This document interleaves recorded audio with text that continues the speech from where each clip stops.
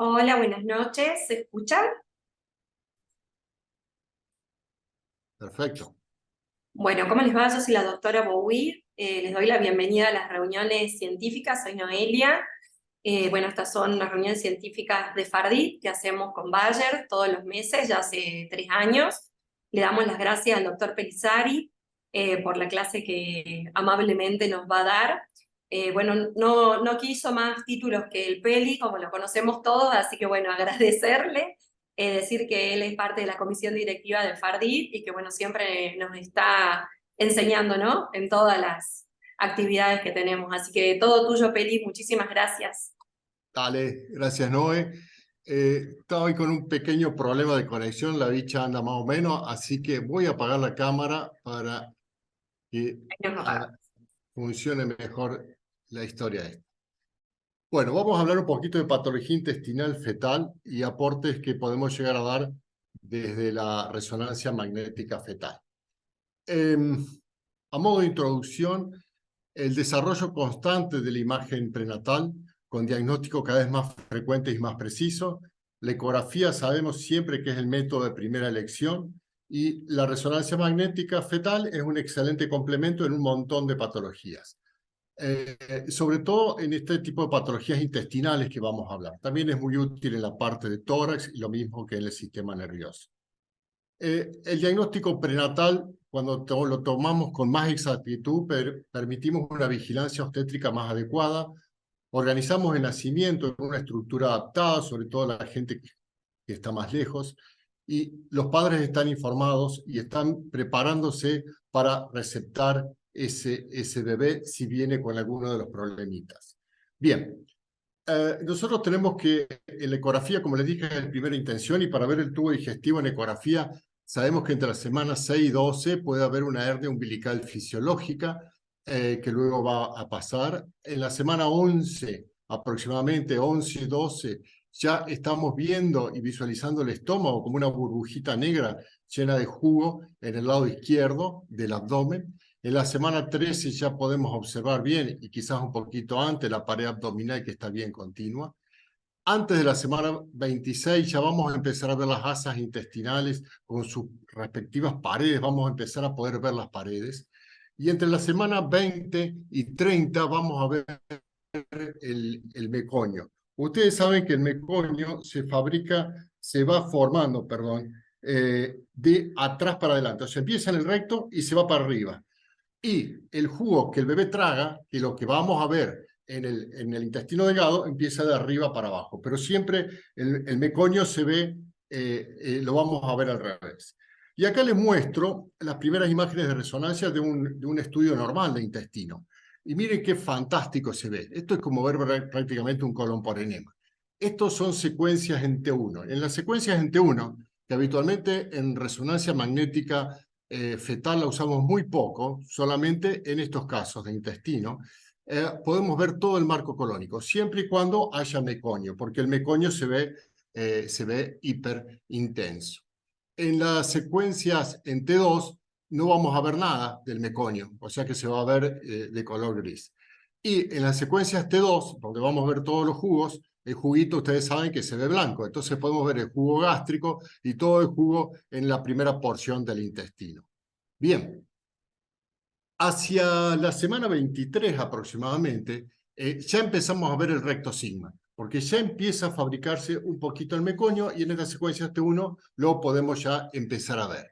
En la semana 27, 28 aproximadamente empezamos a ver el colon derecho y así sucesivamente lo vamos a ver, vamos a ver todo, visualizar el colon. Y tiene unas medidas el colon. A ver, hay un montón de medidas. Para que tengan una idea, más o menos el colon tiene que medir entre 10 y 12 milímetros en su diámetro antero-posterior. Bien, vamos a ver un poquito de patología. Vamos a ver, empezamos con algo de obstáculos duodenales. El obstáculo duodenal es una de las patologías más antiguamente vistas y sobre todo está representado por la atresia duodenal, que es uno o dos cada 10.000 nacimientos. La detección prenatal es excelente. Todo el mundo conoce el signo de la doble burbuja. Y el signo de la doble burbuja me va a hablar de que hay un obstáculo duodenal. La sensibilidad ecográfica es del 90-95%, ya les voy a mostrar por qué, a veces no lo podemos llegar a ver. Y cualquier tipo de obstáculo que haya, sea completo o sea incompleto, el pronóstico siempre va a ser exactamente el mismo. Por eso la resonancia se complementa con la ecografía, es muy útil. Es muy útil para distinguir las diferentes formas, es muy útil para que yo les diga, esto es un obstáculo completo, es una obstrucción, es una atresia o es un obstáculo incompleto, por ejemplo un diafragma. Pero en definitiva tampoco tiene impacto sobre la evaluación pronóstica. ¿Por qué? Porque todos estos niños van a ser quirúrgicos. Sí, yo puedo darle esa, digamos, el obstetra y el cirujano pediátrico ya puede saber ante que estoy frente a qué estoy y por ahí evitar estudios postnatales. Las malformaciones asociadas son menos frecuentes que en las atresias esofágicas. Los obstáculos duodenales, dijimos, el primer depistaje ecográfico el primer depistaje es la ecografía con una muy buena sensibilidad. El obstáculo duodenal me va a dar el signo de la doble burbuja. Va a haber habitualmente puede haber un hiperperistaltismo, o sea, ese intestino se mueve un poquito más.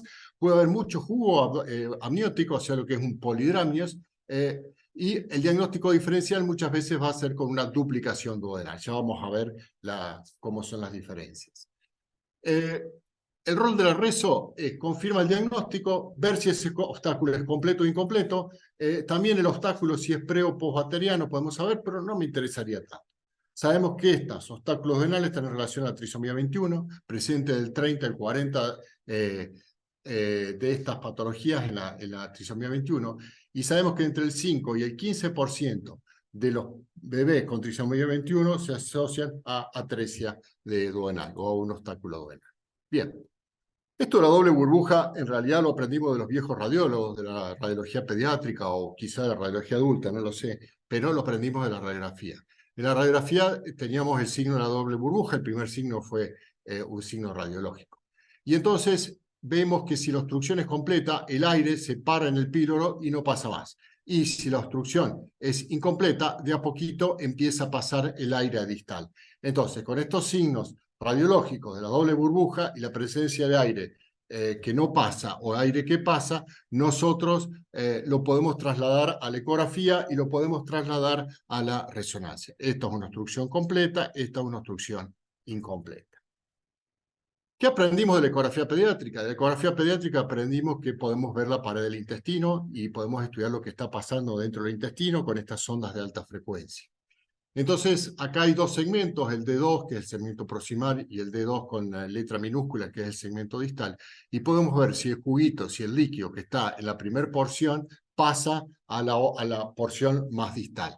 Y en este caso es una obstrucción completa y tenemos varios signos.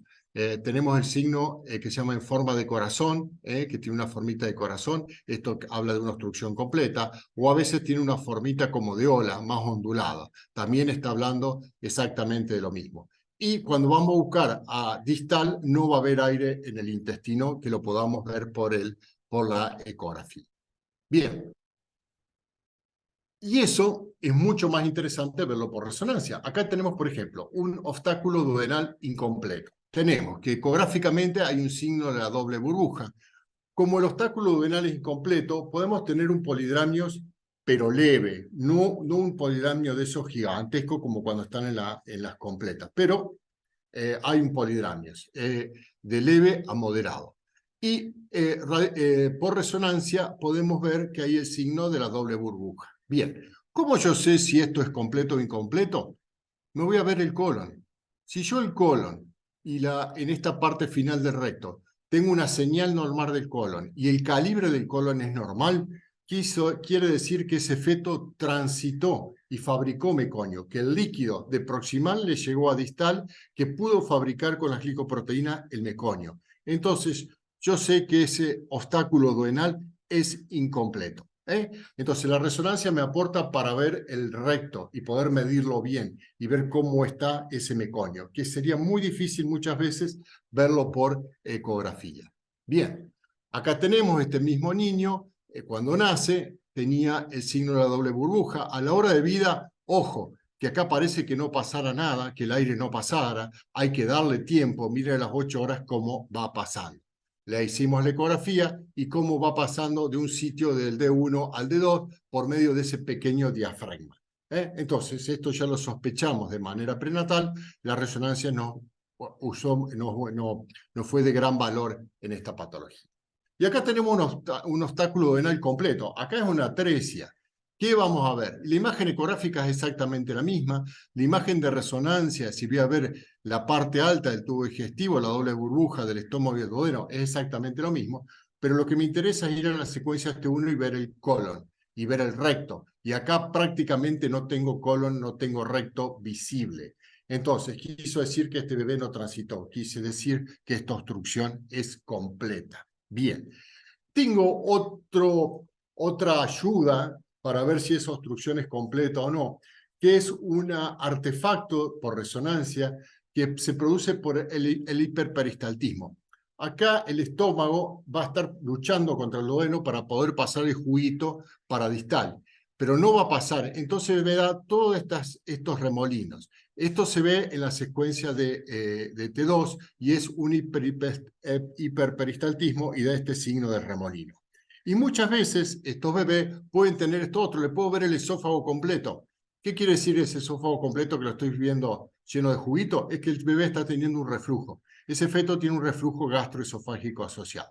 Entonces, si no vemos el colon en distal y vemos el signo de la doble burbuja con un remolino adentro, sabemos que la obstrucción muy probablemente sea completa. Y aparte, miren el polidramios que tenía este embarazo, un polidramios más importante.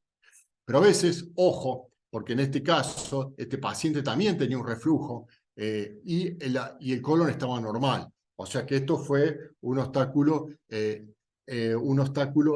probablemente intermitente. Bien, les muestro un caso para que lo analicemos y podamos sacar varias cositas de este caso. Esta paciente tenía 33 años, se hizo una ecografía morfológica en otra institución entre la semana 18 y 20, y la ecografía fue normal. Entonces yo le voy a hacer la 5D y le encuentro esto, el doble burbuja. ¿Qué quiso decir? ¿Que la otra ecografía la habían hecho mal? No. Quiere decir que muchas veces estos obstáculos duodenales los vemos por encima de la semana 24, por encima de la semana 26. Muchas veces en la morfológica, si el obstáculo no es completo, muchas veces puede pasar desapercibido y no ver el signo de la doble burbuja. Aparte, de manera tan temprano, muchas veces tampoco tienen polidramios. Así que ojo, que a veces esta es una patología de detección del segundo trimestre largo y hasta a veces del tercer trimestre. Cuando más larga es la obstrucción, o sea, cuando más distal es la obstrucción, por ejemplo, una obstrucción a nivel del yeyuno o del ilion distal, muchas veces más tiempo me necesito para poder verla. Por ahí con una ecografía muy temprana no la voy a poder estar viendo. Bien, entonces este paciente tenía una morfológica normal, a la semana 28 le veo el signo de la doble burbuja, bueno, digo, acá puede haber una atresia. Bien, la sigo a la semana 30 veo la doble burbuja y veo un poquito de líquido que seguía las asas, entonces dije, no, listo, esto es una obstrucción duodenal incompleta. A la semana 33 la sigo viendo, esa doble burbuja se me había como agrandado, como que había mucha retención de líquido, el paciente empieza un poquito más con polidramios, entonces lo llevo a la resonancia. En la semana 33 le hacemos la resonancia.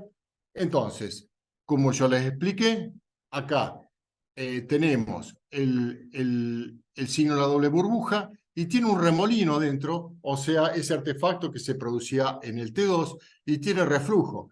Entonces, con lo que yo le enseñé, miren qué lindo el artefacto que se ve acá. Como yo le enseñé a ustedes, esto sería un obstáculo duodenal completo. Acá no pasa nada. Hay el artefacto interior. Bueno, entonces me voy a ver el colon. ¿Y qué tengo que ver el colon? No lo tengo que ver, porque yo sostengo que era completo. Y cuando veo el colon, lo veo completo y lo veo prácticamente de tamaño normal. Entonces le hacemos reconstrucciones que son muy bonitas. Acá se ve en rojo la obstrucción duodenal y se ve el colon en naranjita. Entonces, digo, no entiendo nada. Tiene un artefacto en la doble burbuja y el colon está normal.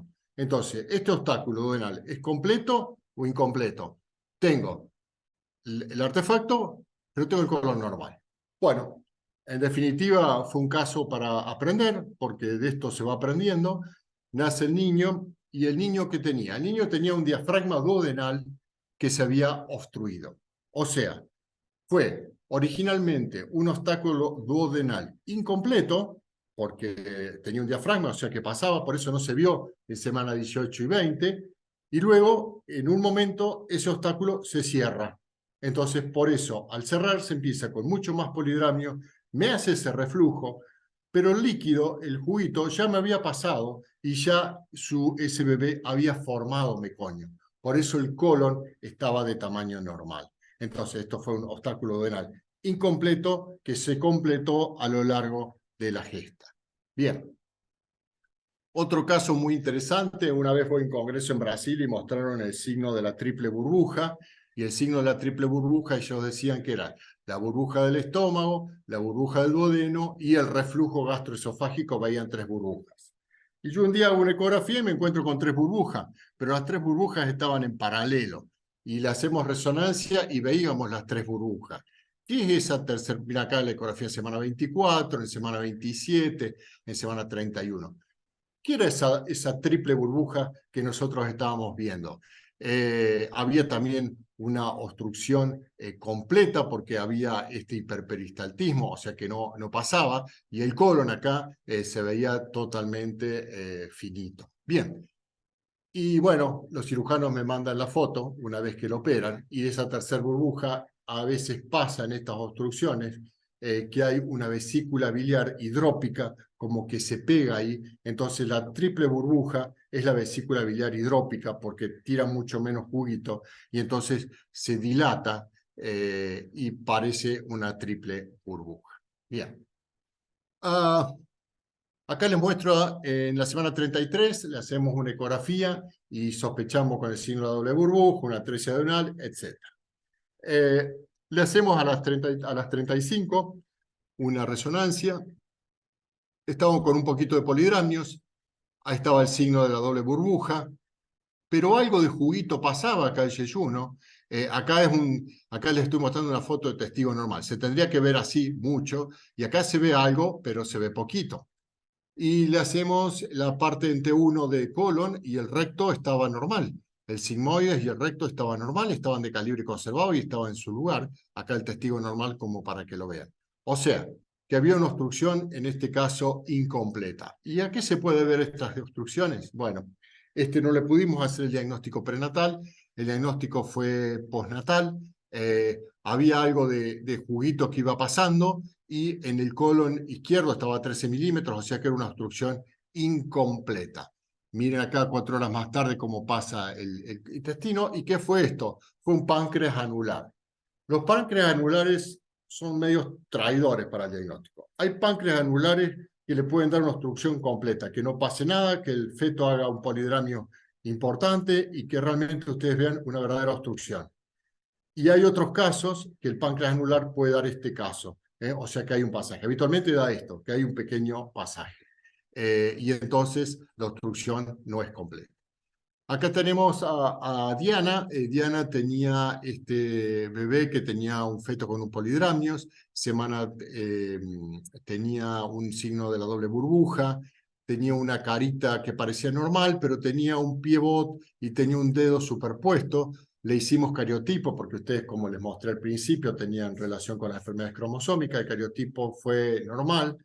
Pero luego de la amniocentesis, que se practicó en semana 34, nace el bebé, hace una ruptura de membranas, y lo que vemos es esto, era una obstrucción por un diafragma que también se había tapado, era una obstrucción prácticamente completa. Acá se ve el colon izquierdo que estaba muy finito. No le pudimos hacer resonancia fetal. El bebé nace, presenta vómitos biliosos y fue un diafragma que estaba totalmente completo, prácticamente una atresia. Bien. Acá tenemos otro Otro caso, un signo de la doble burbuja, un doble burbuja un poco más pequeña, pero estaba la doble burbuja, estaba conectado. Le hacemos la resonancia en el T2 coronal, se ve la doble burbuja, se ve que hay pasaje, el colon, el colon izquierdo estaba normal, el recto estaba un poquito finito, el cariotipo era normal, le hicimos resonancia la semana 34. Este niño nace y vemos acá una diferencia de calibre y se le saca un diafragma, nace un prematuro de 2,8 kilos, con el abdomen plano porque la obstrucción, digamos, es alta. Acá como se ve a las 12 horas que había pasado y acá como pasa el juguito de un lado a otro. Esto fue una resección de un diafragma. Otro caso interesante, Carolina sospecha una duplicación digestiva. No sé por qué se sospecha una duplicación digestiva. Se ve el signo de la doble burbuja, se ve un pasaje, porque esto en realidad se conectaba y no se conectaba, el colon estaba normal, o sea que era una obstrucción incompleta, no había un polidramios muy severo, había un polidramios moderado. Entonces, nace este niño, nace Pedro, semana 40, le hacemos la primera radiografía y a la hora 2 y estaba todo pasado, o sea que no había destrucción de nada. El chico estaba asintomático, no tenía nada, había restos de meconio, el abdomen estaba plano, estaba en buen estado general. Le hacemos la ecografía, el estómago estaba normal con aire, había pasaje, el colon estaba normal, el sigma estaba normal, el colon izquierdo estaba normal. Y encontramos digamos, esta imagen quística de paredes gruesas y dijimos, bueno, puede llegar a ser un quiste de duplicación, pero a mí por la imagen de resonancia fetal no me cerraba esto para un quiste de duplicación. El chico no tenía prácticamente síntomas, entonces le sugiero, y como teníamos duda, le hicimos un tránsito, y acá vemos en el tránsito que había un diafragma duodenal incompleto, que había como una dilatación, pero que después pasaba. Justo nos toca pandemia, y este chico, como no tenía síntomas, el contraste pasaba, el chico se va a la casa y lo perdemos de vista. La cuestión que a los 6 meses de vida, el niño regresa eh, por vómitos, por un bazuqueo gástrico, y lo que vemos, miren, un estómago realmente, como le decíamos los que hacían adultos, un estómago en palangana, realmente un estómago gigante, grande, lleno de residuos. El chico había bajado de peso y bueno, era pandemia. Entonces decidimos hacerle otro tránsito y miren el tránsito, la gran obstrucción, pero pasaba. Bueno, y miren acá, muchas veces hacemos estos tránsitos, dejamos que transcurra el medio de contraste, y acá lo vimos cómo quedó siempre permanente en esa obstrucción, fue quirúrgico y bueno, se recompuso. Pero ven que no hay una gran dilatación gástrica. A veces cada caso hay que tomarlo en particular. Acá teníamos este otro a Natalia con 30 semanas, ay, perdón, me fui, con el signo doble burbuja entre comillas, con un líquido amniótico normal, parecía una doble burbuja porque había esta imagen líquida, cuando le hacemos la ecografía postnatal, ese signo de la doble burbuja había sido una duplicación duodenal, donde vemos esta imagen quística de paredes gruesas, de contenido homogéneo, siempre tienen estas capitas, es hipoecogénico, de afuera hacia adentro. Le hicimos el tránsito y vemos que también producía una compresión. Eso producía una compresión, por eso fue quirúrgico este caso de duplicación duodenal no comunicada. Acá a las 31 semanas tenemos este quiste que lo podemos decir como subhepático. Se evocó un diagnóstico, esto es un caso viejito, de duplicación, un caso de duplicación digestiva. Le hacemos la resonancia y vemos que esas son las diferentes porciones del duodeno, la primera, la segunda y la tercera porción del duodeno, su cuarta porción de duodeno, y que estaba dilatado. Cuando nace el bebé, le hacemos la radiografía estaba normal y lo que había una estenosis ahí duodenal, como una impronta duodenal, no era una brida de lat, no estaba mal rotado, y bueno, y pudimos ver esto en el postnatal, y ya lo habíamos sospechado de manera en la resonancia magnética fetal. Bien. Los obstáculos del intestino delgado, ya más distales, tenemos la atresia del intestino delgado, que ya es más rara, 1 cada 10.000, 2 cada 10.000 nacimientos. Acá lo que vamos a ver, una dilatación digestiva, dependiendo dónde esté el sitio del obstáculo y la edad gestacional. Muchas veces en etapa temprana no se alcanza a ver. El diagnóstico de atresia es más difícil, cuando más distal es la atresia, lo que les dije al principio. La aparición de los signos ecográficos siempre más tardío. La sensibilidad ecográfica en la detección es del 66% en la yeyunal y 29% en la ileal. Miren qué baja que es. El poligamio es menos constante que los obstáculos proximales. La dilatación digestiva aparece a veces luego de la tercera, cuarta ecografía o es en el tercer trimestre. El pronóstico de esto es bastante bueno, es realmente muy bien, muy bueno. El principal criterio en esto es el riesgo potencial de dejar un intestino corto, sobre todo en atresias múltiples, porque es lo que yo siempre digo. Nosotros, por imágenes, vamos a ver siempre el primer sitio de stop, el primer sitio de atresia. ¿Qué pasa después? No lo sé, porque por ahí puede estar como en el Apple Peel, que es el síndrome de piel de manzana, que hay una anomalía vascular también en la irrigación del intestino, y que ese intestino está como retorcido, como la cáscara de la manzana cuando la vamos pelando, y tiene múltiples atresias, que eso no le va a servir al niño. Entonces uno lo que ve es el primer obstáculo, después no lo puede ver. El riesgo de Apple Peel siempre existe cuando el obstáculo es proximal. El Doppler color por ahí ayuda para hacer a poder ver la ausencia de la arteria mesentérica, que por ahí es importante tratar de verla. Poca asociación con otras malformaciones.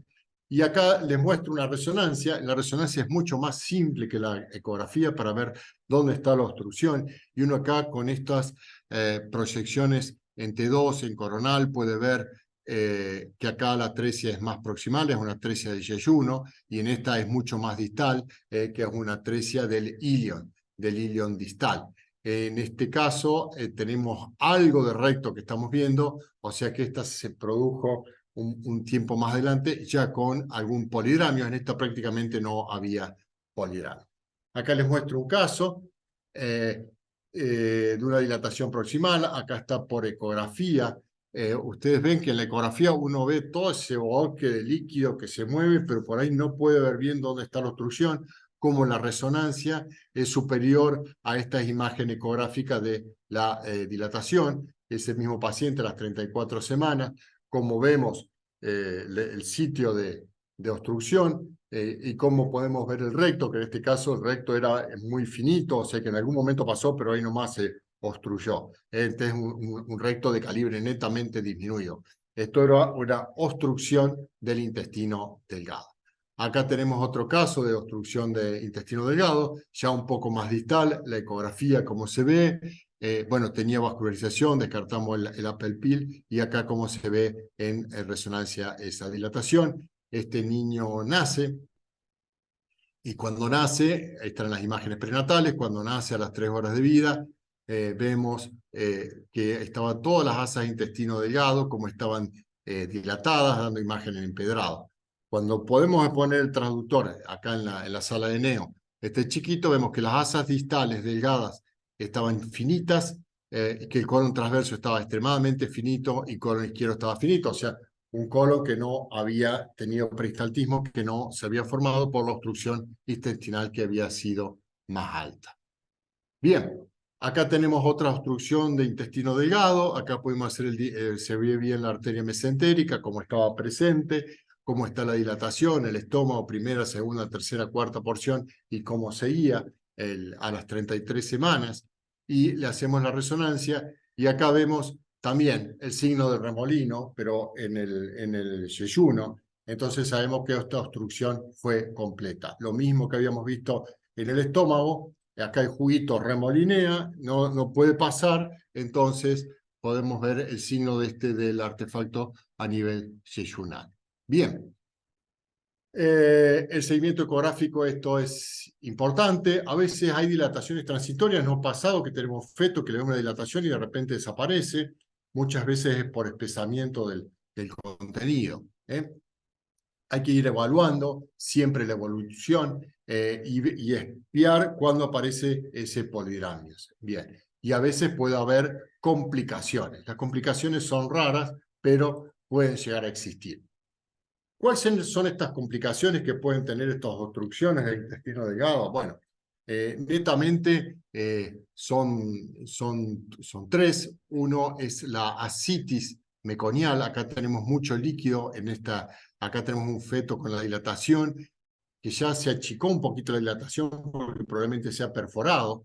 Tenemos un polidramio y tenemos mucho jugo dentro de la cavidad peritoneal. O sea, esto es una ascitis peritoneal.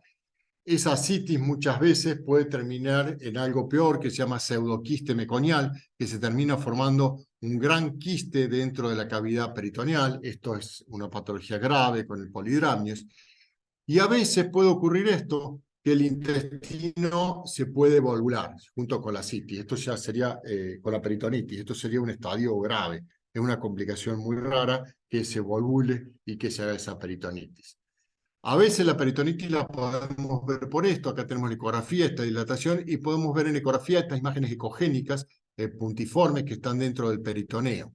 Esos son calcificaciones. Y también las podemos ver en resonancia, como acá tenemos en esta secuencia. Yo justo la secuencia, no me salió la secuencia para calcio, pero acá se ve, miren, acá se ve en el huesito de la pierna, el fémur, que se ve negro, y cómo se ve acá las calcificaciones, cómo se ven negras. Este era el líquido libre que tenía juguito con calcificaciones intraperitoneales. Y acá tenemos toda la ascitis. Bueno, son las complicaciones de estas obstrucciones. Bien. Otra cosa que se puede complicar son estas patologías que son los quistes de duplicación. Acá tenemos un quiste de duplicación, un signo que pareciera la doble burbuja de 21 semanas, de 23, el seguimiento, el estómago, el quiste.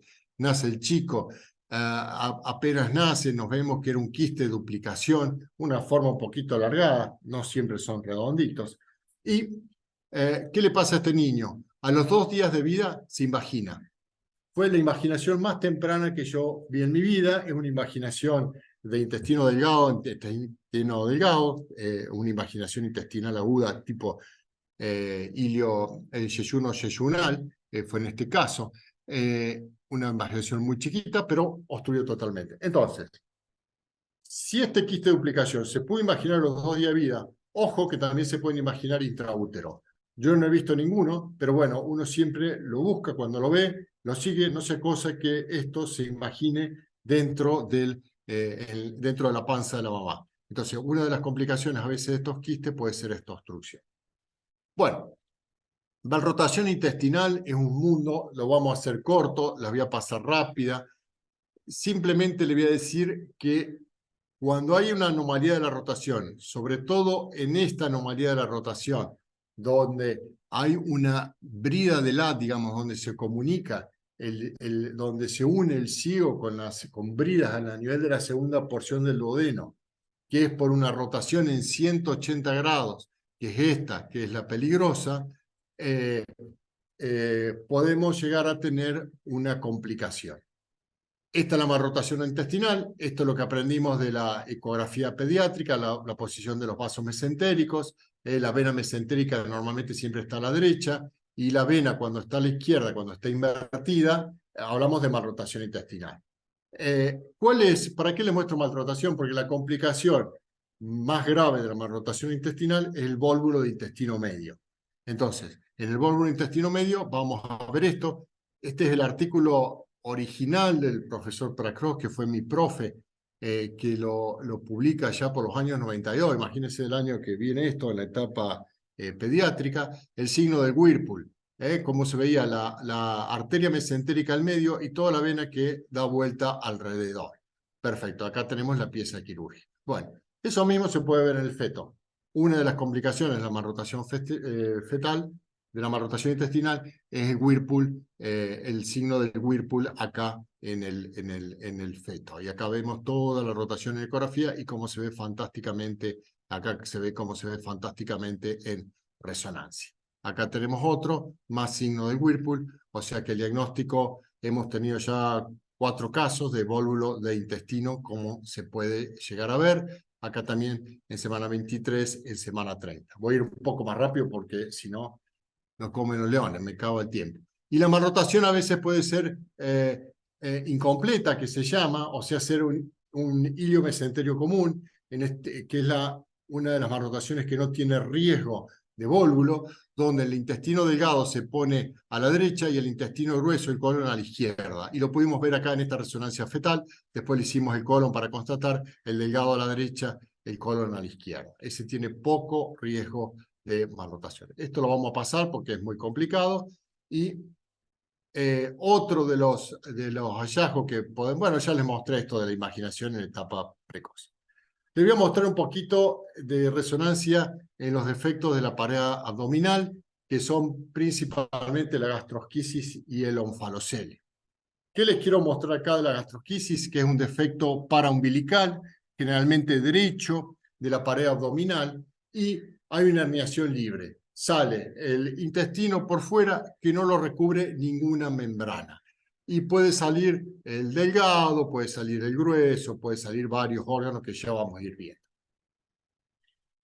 ¿Cuál es la etiopatología de gastrosquisis? Un trastorno destructivo del espesor de la pared abdominal, lateral del ombligo. La pared se destruye, queda un foramen, queda un agujerito por donde sale habitualmente el intestino, generalmente a la derecha, y hay algunas teorías. No hay diferencia entre géneros, más o menos 4 cada 10.000 nacidos, es esporádica, el riesgo de recurrencia es del 1%, habitualmente no está asociada a enfermedades cromosómicas, sí a todos estos factores de riesgo, la edad materna, el alcohol, el tabaco, los agroquímicos, etc. El 90% es un defecto aislado, no se asocia a las enfermedades cromosómicas, no se encontraron genes asociados a esto. Muy pocos casos para tener una muerte intrauterina y un 20% pueden llegar a tener un retardo del crecimiento. ¿Qué es lo que pasa? ¿Cuál es el pronóstico de la gastrosquisis? Que es un gran dilema para nosotros. El pronóstico va a depender de la existencia o no de daño intestinal. Y el daño intestinal se puede producir por 2 cosas. Por un lado, por la estrangulación de las asas, que una asa se volvule, que una asa se obstruya, que una asa se tuerza. Y entonces, ¿qué va a producir? Una isquemia. Entonces hay un daño intestinal directo, franco. Pero a veces el asa intestinal, sin isquemiarse, sin volvularse, está en contacto con el líquido amniótico, porque no hay pared que lo recubra. Eso hace que las sustancias proinflamatorias del líquido amniótico inflamen, y inflaman ese intestino. ¿Qué produce cuando inflama? Hay una alteración de la motilidad y la absorción del intestino, que a veces es irreversible. Porque a veces los bebés nos nacen bien y queremos que estén bien, pero a lo largo de su vida tienen trastorno de absorción intestinal.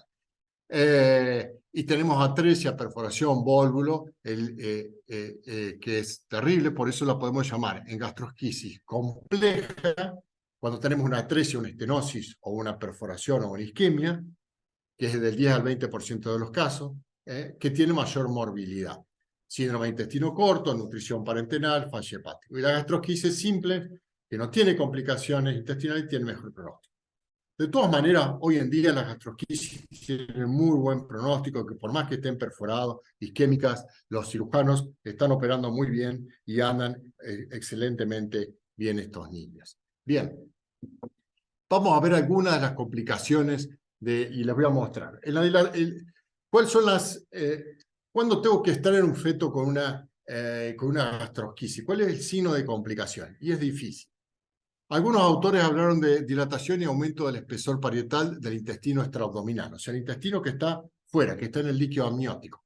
Entonces, el intestino delgado tiene una medida, mayor a 7 milímetros es patológico, el grueso mayor a 10, el espesor de la capa 3 milímetros. Entonces, cuando yo tengo las asas intestinales por fuera, las que están por fuera, en contacto con el líquido amniótico, que se me dilatan o que se me engrosa la pared, como en este caso, Este signo tiene una sensibilidad del 50% y una especificidad del 37%. O sea que no es muy certero. Y todo depende de la edad gestacional. Pero es un signo, digamos, es el primer signo de complicación. En este caso que tuvimos, miren, el chiquito tenía ese signo y el chiquito anduvo bárbaro, se operó inmediatamente y anduvo fantástico. Bien. El segundo signo, que es más importante, es cuando se dilata y aumenta el intestino, el espesor de la pared, pero intraabdominal, no la asa que está afuera, sino el asa que está dentro. Esto es de mayor gravedad.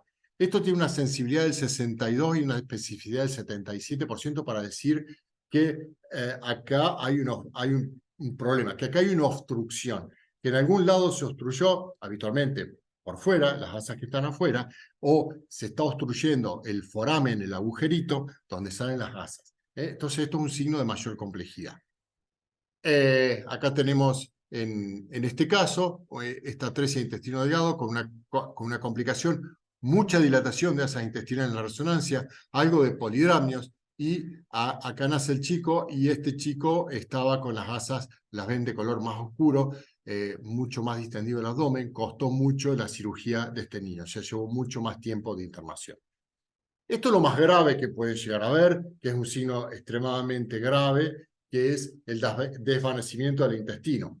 Por algún motivo, el agujerito donde sale se cierra, se colapsa. El intestino adentro se dilata todo y el intestino afuera, como se ve acá, da ese signo como de un coliflor y realmente se necrosa totalmente. Esto es grave, tiene alta tasa de mortalidad. Otra cosa que uno lo llama como signo de gravedad es la salida del estómago. La dilatación del estómago ocurre en el 33% de las gastrosquisis, es un signo de complicación, y el signo de mayor complicación es la herniación del estómago por el agujero. Acá la vemos como sale la ecografía y acá se ve muy bien en resonancia. ¿Por qué es un signo de complicación? Diría por dos motivos. Una, porque tiene mucho más chance de isquemia, y otro porque los vasos acá donde pasan los va a comprimir el estómago porque se dilata con una asa mucho más dilatada. O sea, que sabemos que cuando hay una dilatación y una inerción del estómago que da esta imagen en reloj de arena, la situación es grave. Acá tenemos otro caso donde se obstruye acá prácticamente esto, donde hay un polidramio, donde el estómago está afuera, hay una obstrucción. Esta es una situación realmente grave. La herniación de la vejiga, también los autores lo consideran grave. Nosotros en los casos que hemos tenido no nos ha ido tan mal con la herniación de la vejiga, ya le voy a mostrar algunos casos. La tasa de mortalidad es del 16%, pero bueno, es una de las complicaciones a tener en cuenta. Esta se lo muestro muy rápida, era mi sobrina que a la semana 20 le detectamos una gastrosquisis que era prácticamente normal, con un foramen amplio. Acá le hacemos la 5D. En la semana 24 toda la gastrosquisis afuera, en la semana 30. Y en la semana 34, por ecografía veo esta cosa negra que estaba afuera. ¿Y qué era esta cosa negra que estaba afuera? Con un líquido amniótico tirando al oligoamnios, y tenía esta dilatación del colon a la salida del agujero. Muchas veces esas dilataciones colónicas cerca del foramen no tienen mucha importancia. Y le veo que tiene una dilatación renal, una dilatación del árbol urinaria que no la tenía antes.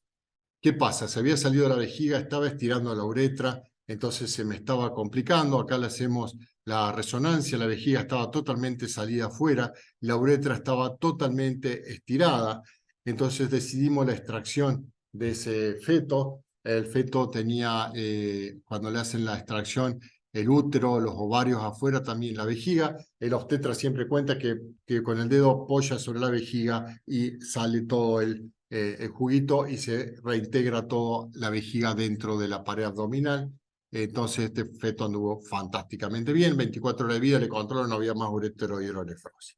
Bien, el onfalocele se lo voy a mostrar algo rápido porque me van a matar, se acaba el tiempo. Hay diferentes tipos de onfalocele. Tenemos el onfalocele fisiológico, que es la salida, que se ve muy bien en ecografía. Hasta la semana 12 puede llegar a ser fisiológico, habitualmente tiene contenido intestinal y nunca tiene contenido hepático. Bien.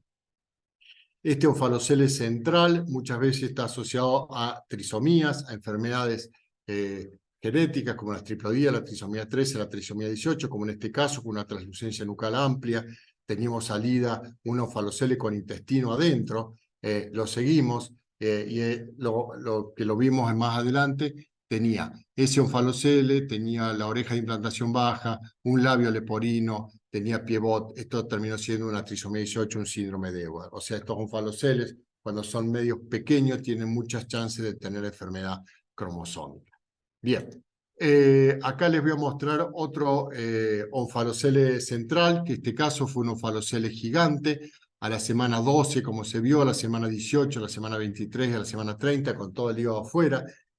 Fue una realmente grande este gran onfalocele, y la niña acá nace, y como se fue recuperando, demoró mucho tiempo en poder operarse, y quedó perfectamente con un onfalocele gigante, le llevó 950 días. Bien. Uno de estos defectos de la pared anterior es la pentalogía de Cantre, que es complicada, que tiene defecto de la pared anterior, defecto del esternón bajo, del diafragma, y una ectopía cordis. Yo tengo un solo caso, o sea que lo tengo bien guardadito, pero que es medio viejo, una ectopía cordis, el corazón por fuera, y el onfalocele. Esto se llama pentalogía de Cantre. Bien. Pero ahora les voy a mostrar un caso. ¿Por qué me apuré para mostrar este caso? Y ya termino. Este es un caso que vimos, nació hace 15 días en nuestra clínica. Una paciente de 32 años que está 2 para 1, y tenía un aborto, y ese aborto era inducido. Le hacemos la ecografía en semana 12. En realidad en semana 10 ya lo habíamos empezado a detectar, y en semana 12 lo veo. Y en semana 12 tenía el ductus patológico, una arteria umbilical única, y tenía este onfalocele, pero que tenía como, en ese momento me daba miedo decir si era un onfalocele o una gastroquisis, no lo podía determinar porque no le veía membrana, estaba el hígado formándose afuera y había parte de intestino afuera, y como por dos agujeritos, que al final terminó siendo uno solo. Acá lo veíamos, el pulmón se veía normal, el corazón estaba dentro. Acá tenemos otras imágenes en semana 12, cómo se diferenciaba todo el hígado que se estaba formando afuera, poca asa intestinal adentro, cómo se insertaba el cordón umbilical. El cordón umbilical nos daba la impresión de que estaba medial, era algo raro, pero no salía de la punta como salía en los onfalocele, no salía a la derecha como salía en la gastroquisis. Entonces hablamos de selesomía, un defecto de la pared anterior con los componentes, y empezamos a describir. Tenía una punción normal de vellosidades coriales para descartar las trisomías. Acá miren cómo avanzando en semana 16, cómo se veía el hígado, gran parte del hígado, prácticamente todo el hígado fuera, y el intestino también todo por fuera, los riñones estaban por dentro. En la semana 20, cómo fue evolucionando. Bueno, y acá nos pasa que en la semana 20 el estómago se pone en la luz, que sería un signo de gravedad. Y en la semana 24 el estómago estaba totalmente afuera de la cavidad abdominal. Ahora, extraer un feto en semana 24 con este defecto era gravísimo, era casi que no le podíamos dar chance. Entonces decidimos seguir adelante con el embarazo, por más que veíamos signos de gravedad, si fuera una gastrosquisis.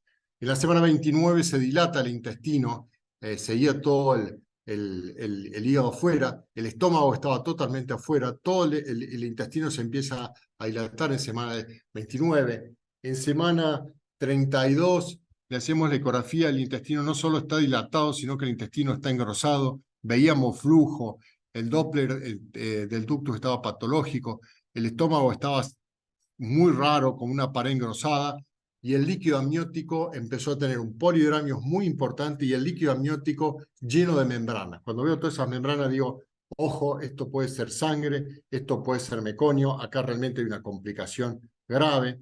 La paciente se punza. Bueno, lo hacemos también semana 32, le hacemos la resonancia, que vimos más o menos lo mismo, la gran salida del hígado. Sí, acá nos dábamos cuenta de que había pedacito de hígado adentro, que en la eco me costaba verlo, y vemos que el corazón bajaba como una forma de pico que estaba tirado hacia afuera. Sospechamos que había una anomalía del diafragma de su parte anterior, entonces medio como que la catalogamos que era un Cantrell esto, no sé si una pentalogía, pero sí un Cantrell. Entonces como que ya estaba grave y lo siguieron esperando. Semana 33 de embarazo, la punción da glóbulos blancos, dan cultivos negativos, cuerpos laminares, como si fuera una una corioamionitis, pero no supieron cómo interpretar mucho esto.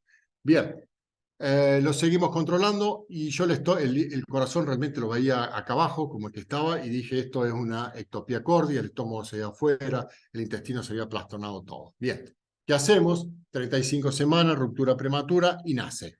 2 kilos 100, el aspecto respiratorio lo intuban, el aspecto abdominal le ponen compresas húmedas apenas nace, y acá tenemos al nacimiento, como estaba el hígado y esta otra estructura afuera, que no sabíamos bien qué era cuando hacían la foto, y todas las asas que ven acá, todas necróticas, gran parte de asas necróticas, y el cirujano me manda con el celu estas 4 perforaciones que tenía. Entonces, bueno, tenía todo esto normal, acá era la radiografía que le hicieron en el quirófano como para ubicarse, los diafragmas se parecían normales, y acá ellos me ponen bien que esto era el hígado y que esto era el estómago recubierto por una gran membrana. Porque le hacen una ecografía, le hacemos una ecografía intraoperatoria, se saca, se reseca intestino, el diagnóstico operatorio fue defecto de la línea media abdominal, con una esterilización hepática severa, casi todo el hígado afuera, infarto de intestino delgado con necrosis, perforaciones múltiples, se le hace un silo, anastomosis, ostomía con sonda, tiempo operatorio 120 minutos, le ponen primero esto, después lo recubren con esta capa, le hacen el silo, acá estamos el lactantito, y miren, hoy el lactante ya no tiene más respirador, después de esto le ponen esta malla protectora y este otro. Hoy el chico está bien, está con todo afuera, lo presentamos en Ateneo con gente del italiano en Buenos Aires, nunca habían visto un caso de esto de sobrevida, pero bueno, este sobrevivió y estamos viendo en el futuro cómo se puede llegar a ver, cómo se puede llegar a solucionar todo esto. Bueno, esta fue una presentación, me fui un poco largo, perdón por el tiempo, son las 9 de la noche. Esto les quiero mostrar para los chicos que están en clase acá y que no se han hecho de Fardit, la importancia de ser socios de Fardit, los residentes. Este año el Congreso del CADI lo van a tener de manera gratuita, no van a pagar nada.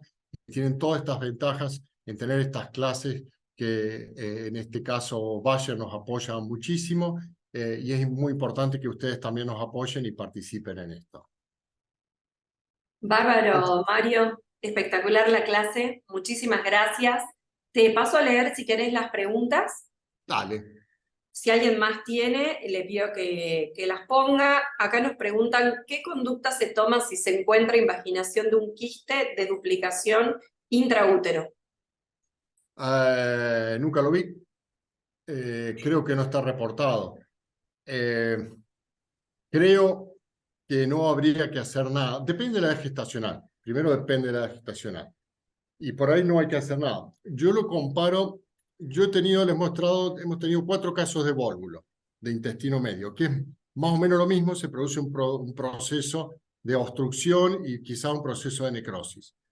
De los 4 que tuvimos, uno falleció intraútero, porque tenía una edad gestacional temprana y falleció sin ninguna otra causa.